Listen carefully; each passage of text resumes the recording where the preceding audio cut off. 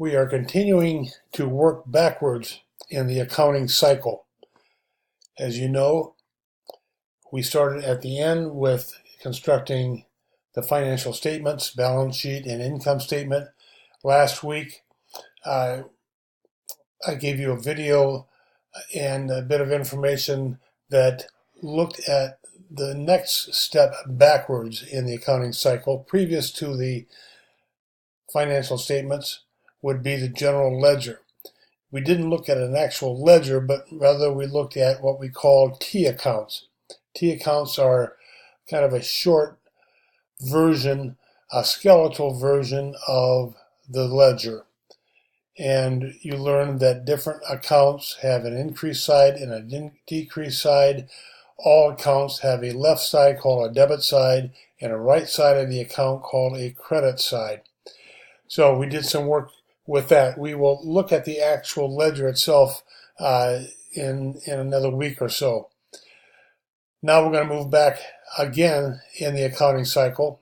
Previous to the general ledger would be what you see on the screen in front of you today. This is an example of what a general journal looks like. This is the first book. So again, starting from the beginning of the accounting cycle, you have a transaction. That information will be put into the journal. That would be transferred somehow to the general ledger, and then finally the financial statements would be made.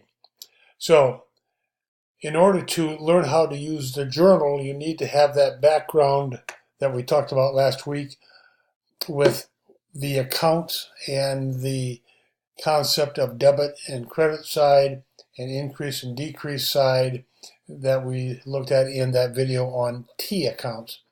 That was kind of a condensed version of the ledger.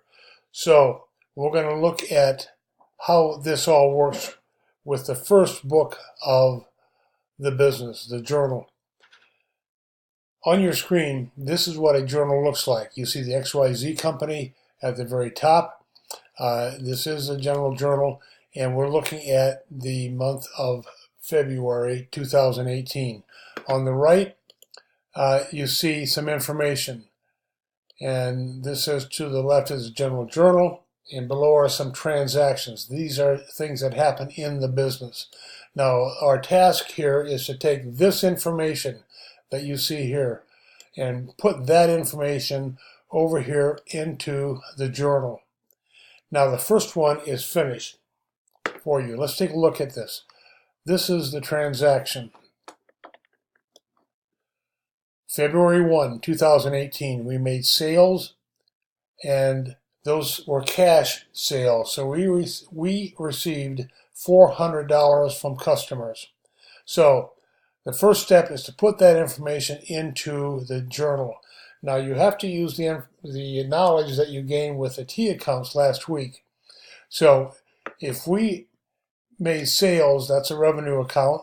You know that revenue accounts are credited. That's the increase side.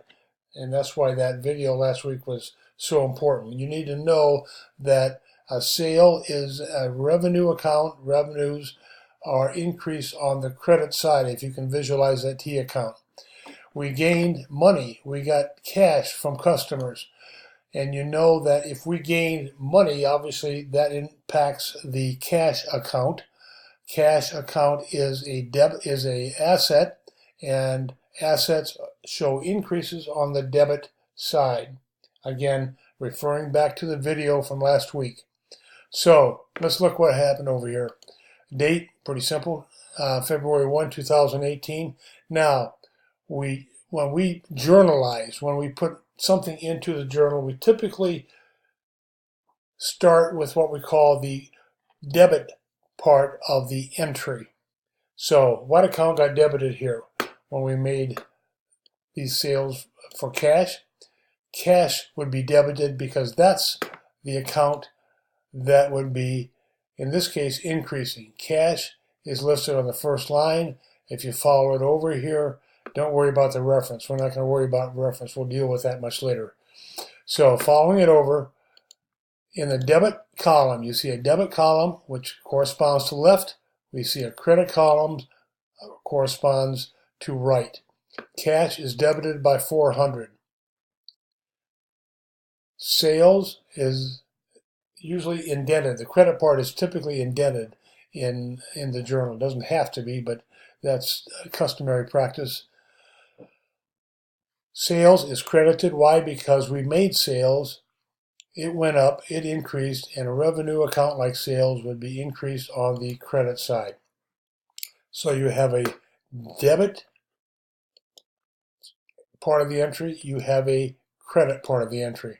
Every entry will balance, kind of corresponds to the balance sheet.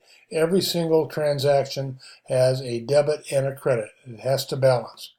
And this is simply a little informational line. We kind of describe what happened. Pretty simple here. We made cash sales. Okay? Now, as I said with the video last week with T accounts, that's very important. This is also important, so you may need to stop this video, go back over it a few times to see if that makes some sense to you. Let's try another entry. February 2nd, okay, 2018, we made sales again. So we sold something. That means revenue account sales will go up, and sales is a revenue account, so that means the increased side is the credit side. Customers charged it this time. They didn't pay us cash. So let's put in the date and decide what gets debited here. If customers owe us more money, that would be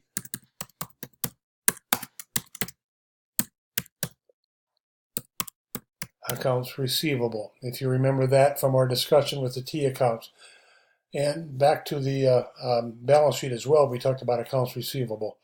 So they owe us money, and that's an asset, so they owe us more. That increases, and they charge $1,200, and that's what goes in the debit side. So accounts receivable, customers owe us more money, so that's why it's debited, and that's why it's put in that spot. What's the credit side? Well, we made sales again. So sales will increase again. Revenue, increase side of a revenue account is the credit side. So in the credit column, we put the $1,200. So here, our description would be sales on account. Okay? Third one, February 3rd, store paid the heating bill for cash, $300. We wrote a check. So February 3rd,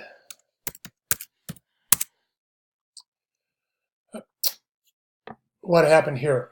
Well, we paid the heating bill. We should know that a heating bill is a cost of doing business, right? And this is not a liability because we're not getting some tangible asset in return. We just simply have to keep the store heated. So that's an expense. So the title for this would be heating expense. Okay? The expense went up. We had more heating. We had more expense to pay for the heating. So expenses typically are debited.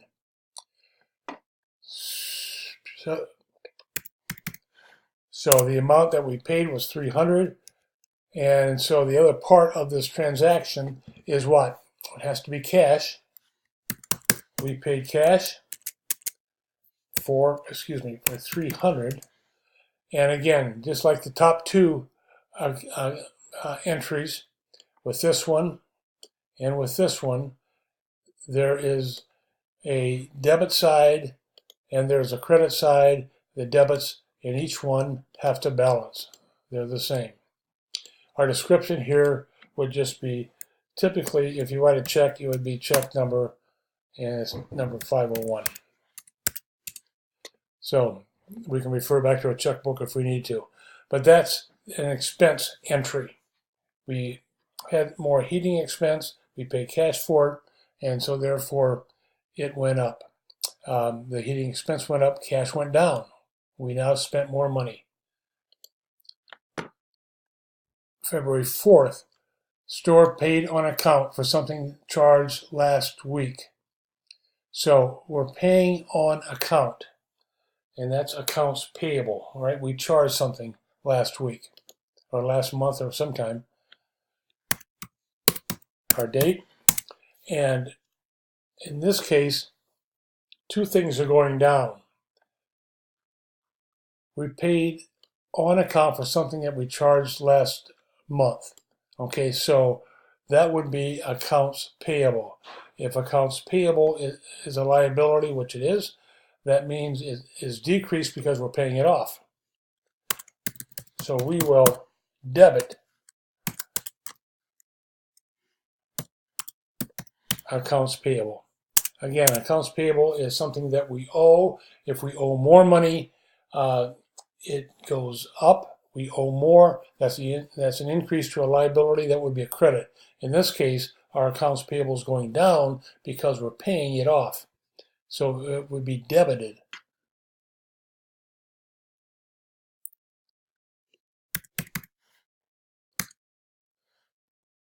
Okay, so the debit of $500 shows that the accounts payable is going down. What else is going down? Well, cash is going down because we paid the bill. So we paid $500. Cash goes down. It's a debit. I mean, excuse me, it's a credit because an asset decreases on the credit side. And again, we wrote a check.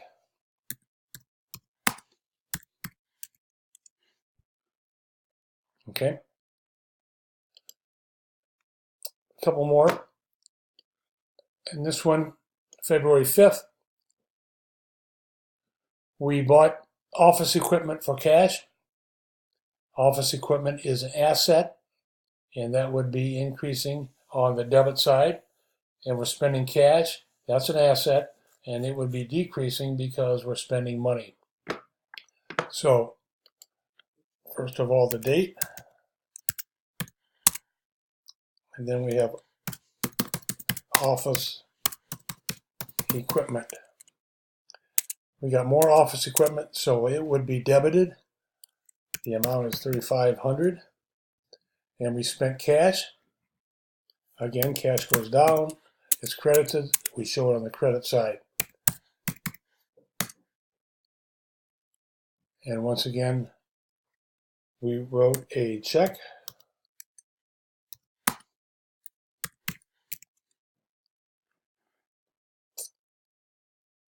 One last entry here. February 6th, store-bought inventory on account. We charged it. So February 6th. Inventory. Inventory is the product, the items, the things that we sell. We're not caring what they are at this point, but basically we know that inventory is an asset and it will be increased, so that must mean it's a debit. We got more inventory amounting to $2,000 and we charged it. We didn't pay cash this time. We bought it on account. And if that's the case, accounts payable is a liability, and accounts payable goes up. Increase side is the credit side.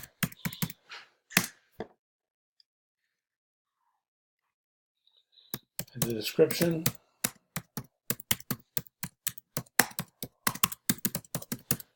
would be something like that. Okay, so you see 6 different transactions, each one a little bit different, but each one is recorded in this journal, and you see in each case there's a debit, there's a credit. They have to balance every single time. Every entry has to have a debit side and a credit side. Then they both may increase, they both may decrease, one may increase, one may decrease, but there's always at least 2 accounts involved, and one is debited, one is credited. So again, as I said earlier, you may want to stop, pause this, go back, look it over again, because we're now going to have an assignment where I will want you to do this very thing. So at this time, go back to your course page and look at the next assignment that I will want you to do.